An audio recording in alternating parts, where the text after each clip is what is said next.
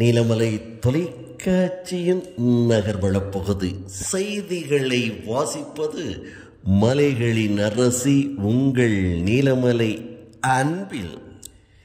இன்றைய நகர்வளப் பகுதியில் நமது செய்தியாளர், ஒளிப்பதிவாளர், எடிட்டர் என்று அனைத்து பொறுப்புகளையும் வைத்திருக்கின்ற நமது பிரசாத் அவர்கள் திரை சம்பந்தமான செய்திகளை அவ்வப்போது நமது நகர்வளப் பகுதியில் வழங்கி வருகிறார்.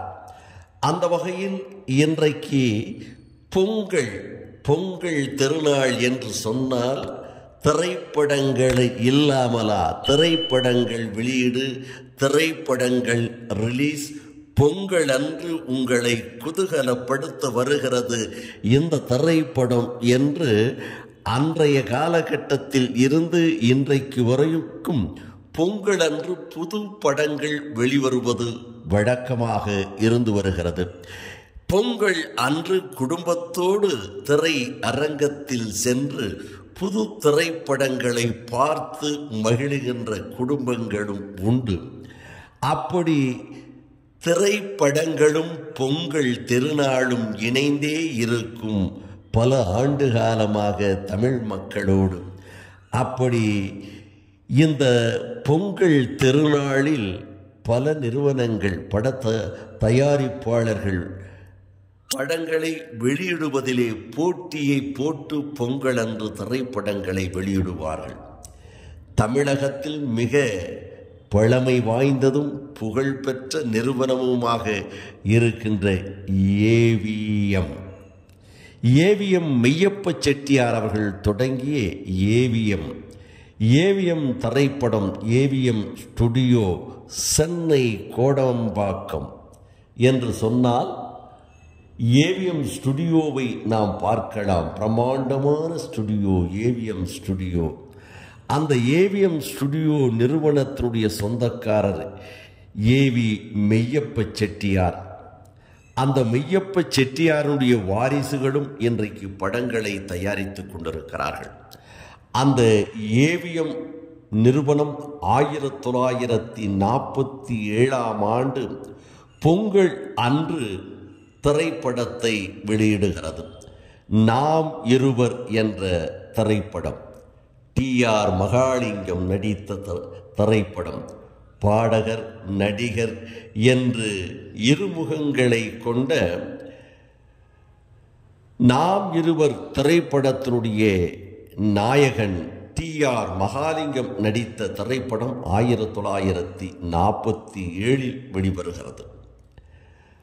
அதனை அடுத்து பொங்கல் அன்றுக்கு பல ஆண்டுகளுக்கு பிறகு ஏவிஎம் நிறுவனம் வெளியிடுகின்ற திரைப்படம் 1962 பொங்கல் என்று வெளிவந்த திரைப்படம் பார்த்தால் பசி தீரும். ஒரு பிரம்மாண்டமான திரைப்படம். நல்ல பாடல்கள், நல்ல காட்சிகள், குடும்ப கதைகள் என்று வெளிவந்த திரைப்படம் பார்த்தால் பசி தீரும். நடிகர் திலகம், சிவாஜி கணேசன், காதல் மன்னன், ஜெமினி கணேசன், சாவித்திரி, சரோஜா தேவி என்று நடித்த திரைப்படம் பார்த்தால் பசி தீரும். அதனை அடுத்து 1966 ஏவிஎம் நிறுவனம் பொங்கல் அன்று வெளியிட்ட திரைப்படம் அன்பே வா. 1966 புரட்சி தலைவர் பொன்மனச்செம்மல் கொடுத்து கொடுத்து கரம் சிவந்த எங்கள் தங்கம் எம்ஜிஆர் அவர்கள் ஏவிஎம் நிறுவனத்திலும் ஏசி திருலோகச்சந்தர் இயக்கிய திரைப்படங்களிலும் ஒரே ஒரு படம் நடித்த திரைப்படம் அன்பே வா. மாபெரும் வெற்றியை தந்த திரைப்படம். என்றைக்குமே மறக்க முடியாத ஒரு ஜாலியான அருமையான பாடல்களை கொண்ட திரைப்படம் அன்பே வா. 1966 ஏவிஎம் நிறுவனம் வெளியிட்ட திரைப்படம். அதனை அடுத்து 1970 ஒரு திரைப்படம். நடிகர் திலகம், சிவாஜி கணேசன், புரட்சி தலைவி என்று அக்காலத்தில் கலை செல்வி என்று போற்றப்பட்ட ஜெயலலிதா அவர்களும் கதாநாயகனாக நடித்த எங்க மாமா.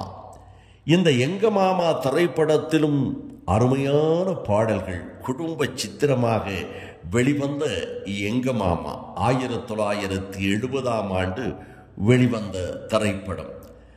அதனை அடுத்து ஏவிஎம் அவர்கள் பொங்கலுக்கு வெளியீடாக வந்த சூப்பர் ஸ்டார் ரஜினிகாந்த் அவர்கள் நடித்த திரைப்படம் போக்கிரி ராஜா.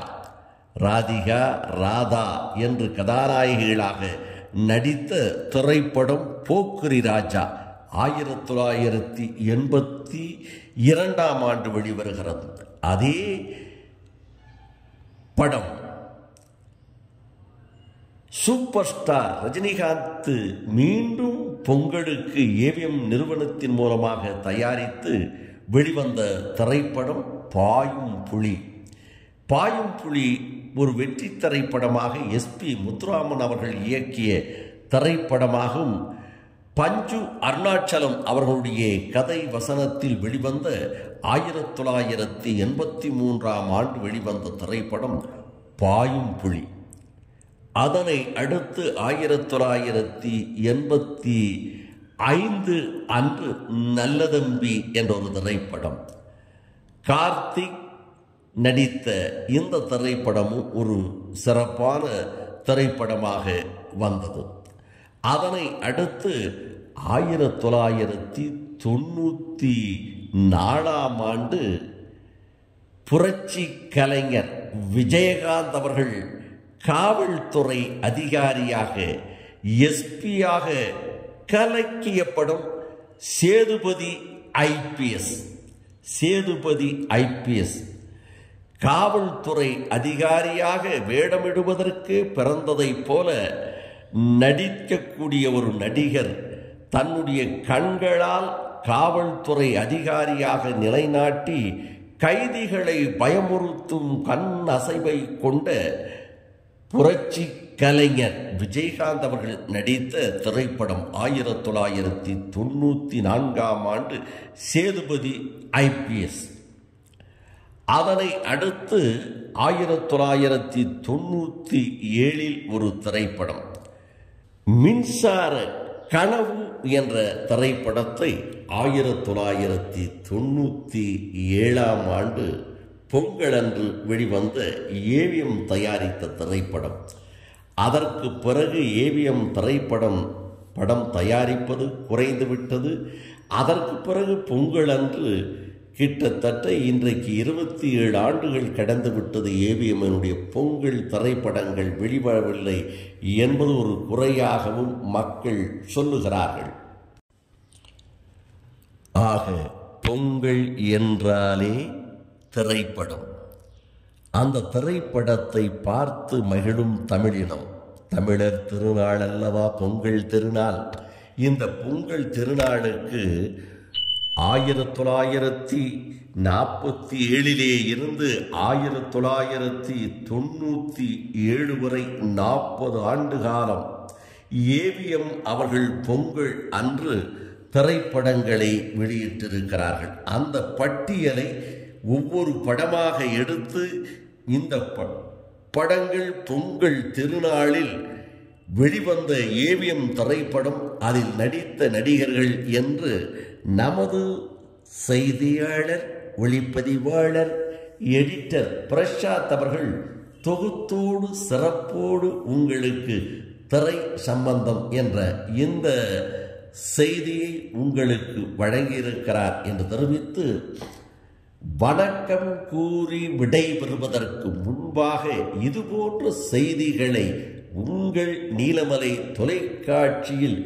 கண்டு மகிழ்வதற்கு உங்கள் பகுதியில் சில இடங்களில் நீலமலை தொலைக்காட்சி தெரிவதில்லை என்று நீலமலை தொலைக்காட்சி ரசிகர் பெருமக்கள் தெரிவிக்கிறார்கள். அப்படி தெரியாத இடங்களில் உங்கள் பகுதியிலே இருக்கின்ற உள்ளூர் கேபிள் டிவி அன்பினிடம் அன்போடு கேளுங்கள். நீலமலை தொலைக்காட்சி நல்ல செய்திகளும் உள்ளூர் செய்திகளும் உன்னதமான நிகழ்ச்சிகளும் தந்து கொண்டிருக்கின்ற நீலமலை தொலைக்காட்சி எங்களுக்கு வேண்டும் என்று அன்போடு கேளுங்கள். அதே நேரத்தில் நீங்கள் கட்டணம் கட்டித்தான் நீலமலை தொலைக்காட்சியை பார்த்து கொண்டிருக்கிறீர்கள், கேபிள் டிவியை பார்த்து கொண்டிருக்கிறீர்கள்.